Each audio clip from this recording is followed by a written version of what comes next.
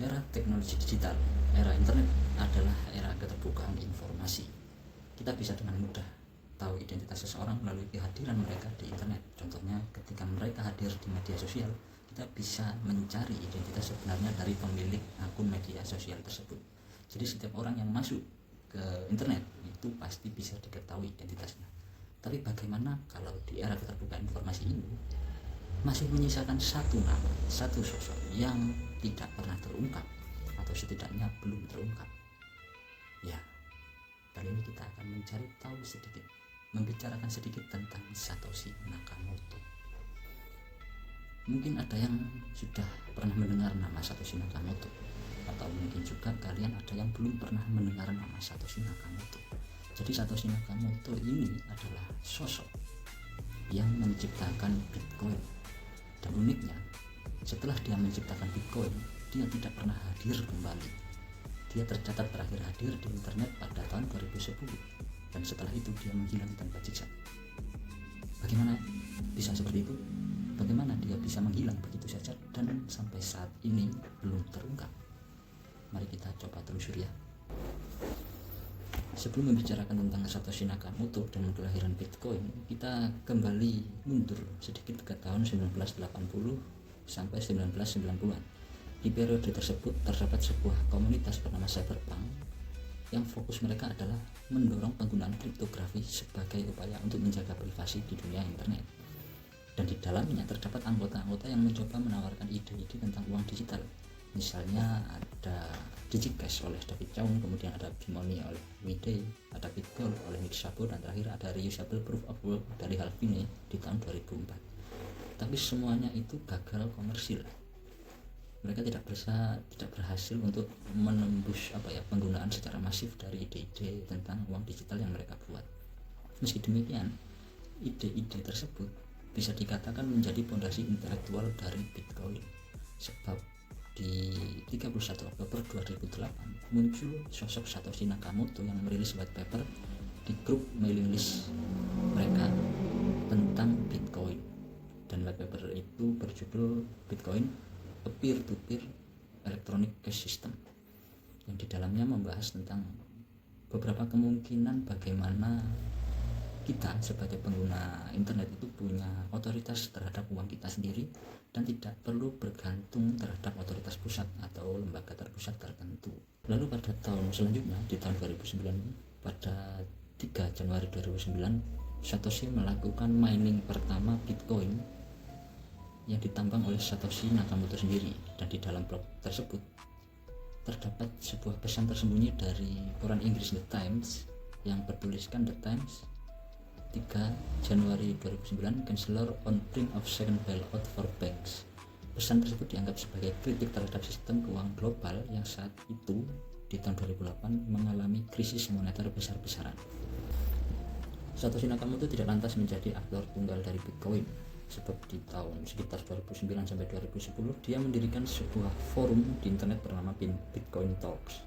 Di dalam forum tersebut terdapat aktivitas-aktivitas penting yang tercatat sebagai pengembangan awal Bitcoin. Misalnya ada Hal Finney yang menerima transaksi pertama Bitcoin dari Satoshi Nakamoto sebesar 10 BTC. Selanjutnya ada Gavin Anderson yang ditunjuk menjadi pengembang utama Bitcoin oleh Satoshi Nakamoto sendiri, dan terakhir ada Mike Hearn dan Laszlo Hanyecz sebagai kontributor awal. Di dalam forum Bitcoin Talks tersebut, Satoshi menulis ratusan postingan menjelaskan tentang idenya, kemudian memberi update, bahkan merespons berbagai kritik mengenai Bitcoin. Menariknya, misteriusnya, pada Desember 2010, Satoshi Nakamoto menghentikan aktivitasnya di Bitcoin Talks. Setelah 2008 dia mencetuskan ide Bitcoin, kemudian membimbing komunitas melalui Bitcoin Talks dari 2009 sampai 2010. Di Desember 2010, dia tiba-tiba berhenti. Dan postingan terakhirnya adalah memberi tanggapan terhadap artikel Wikileaks yang menyatakan bahwa mereka menerima donasi Bitcoin. Kemana dia? Lenyapnya Satoshi Nakamoto pada Desember 2010 tentu menyisakan tanda tanya, terutama bagi para anggota forum Bitcoin Talks. Mungkin sebagian dari mereka ada yang menganggap bahwa Satoshi mungkin capek vakum sejenak dari internet. Dan benar saja, pada April 2011 dia mengirim email kepada salah satu developer yaitu Mike Hearn, dan malah menyatakan dia telah beralih ke hal lain. beralih ke hal lain, dan email tersebut menjadi email terakhir tanda keberadaan atau tanda eksistensi Satoshi Nakamoto di internet. Setelah itu dia menghilang begitu saja tanpa jejak hingga hari ini. Satoshi Nakamoto yang menghilang begitu saja dan tanpa jejak tentu membuat orang bertanya-tanya, siapa sebenarnya Satoshi Nakamoto? Maka dari itu, sejak menghilangnya dia dan seiring dengan bertumbuhnya Bitcoin dan dunia yang di bawahnya, orang-orang mencoba berteori, mencoba mencari tahu identitas sebenarnya dari Satoshi Nakamoto. Ini adalah beberapa catatan yang telah saya temukan mengenai kemungkinan siapa sebenarnya Satoshi Nakamoto. Terdapat beberapa nama yang diduga adalah Satoshi Nakamoto. Misalnya ada Halvine, seperti yang kita ulas tadi bahwa Halvine adalah orang yang pertama kali menerima transaksi Bitcoin dari Satoshi sebesar 10 BTC. Dia sempat dianggap sebagai Satoshi Nakamoto itu sendiri. Hal ini bisa dijumpai di WIRED, situsnya The Cryptocurrency yang terbit di tahun 2011. Selanjutnya ada lagi berbagai nama yang diduga adalah Satoshi Nakamoto. Misalnya ada Michael Clear, ada Willy Leh dan Virsta, ada Neil King, Vladimir Kuxman, Charles Bree, dan ada Shinichi Mochizuki. Ini adalah nama-nama yang juga diduga sebagai orang jenius di balik Bitcoin atau Satoshi Nakamoto.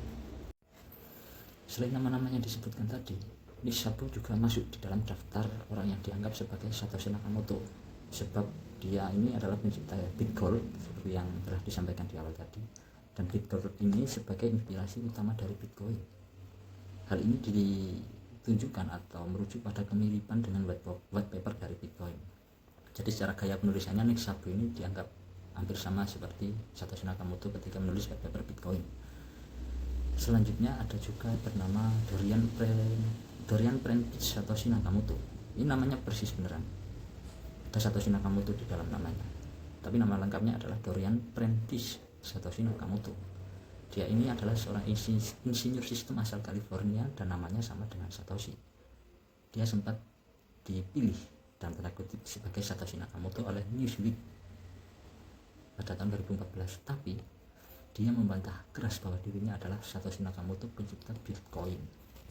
Teori-teori yang dibangun mengenai sosok sebenarnya dari Satoshi Nakamoto didasarkan pada kemiripan-kemiripan. Misalnya kemiripan dalam hal kriptografi, atau kemiripan dalam gaya penulisan, atau bahkan kemiripan dalam hal nama. Jadi semuanya didasarkan pada perbandingan kemiripan. Siapa yang paling mendekati gaya Satoshi Nakamoto selama masa dia aktif, maka dia ini biasanya ditunjuk sebagai sosok Satoshi Nakamoto itu sendiri. Tapi sebagian dari mereka juga melakukan penolakan bahwa dia adalah Satoshi Nakamoto. Jadi belum ada klaim yang tepat tentang siapa sebenarnya Satoshi Nakamoto. Dan uniknya lagi, meski Satoshi Nakamoto ini telah menjadi enigma, jadi semacam misteri di abad digital, ternyata ada juga orang yang menyatakan bahwa dirinya adalah Satoshi Nakamoto. Orang tersebut adalah Craig Stephen Wright.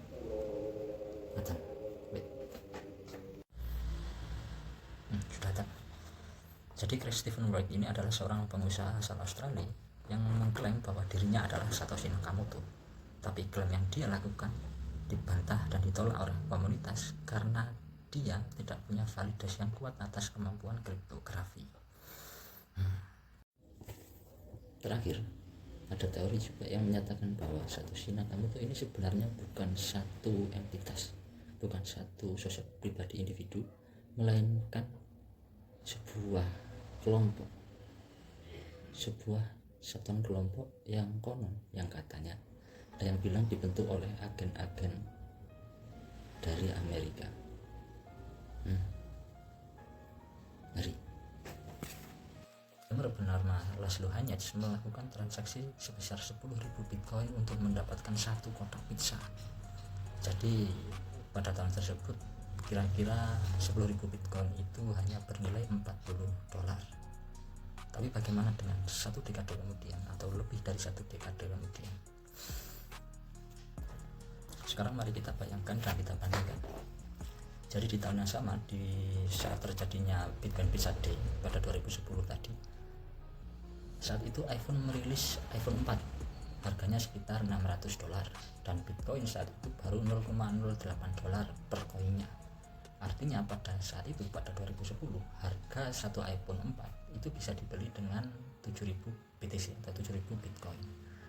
Tapi kemudian sampai tahun 2025, misalnya ini bukan misalnya sih, jadi di tahun 2025 bayangkan saja, iPhone 15 Pro Max itu dijual sekitar 1.200 dolar dan Bitcoin harganya sudah berfluktuasi di kisaran 50.000 dolar sampai 70.000 dolar untuk satu koinnya. Berarti untuk mendapatkan satu iPhone 15 Pro Max hanya dibutuhkan 0,02 Bitcoin.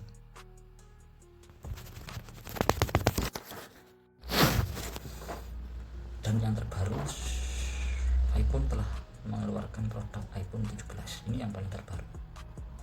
Dan yang paling mencengangkan adalah untuk mendapatkan iPhone 17 kamu hanya membutuhkan sekitar 0,007 Bitcoin saja.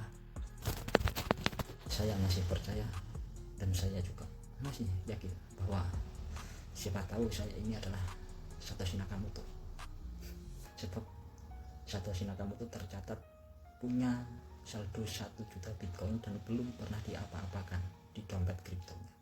Bayangkan apa yang bisa saya lakukan dengan 1 juta Bitcoin, apa yang bisa kalian lakukan dengan 1 juta Bitcoin. Jangankan 1 juta Bitcoin, 1 Bitcoin saja Anda sudah mampu membeli rumah di Indonesia yang pemerintahannya gak karu-karuan. Demikian dan sampai jumpa di video selanjutnya.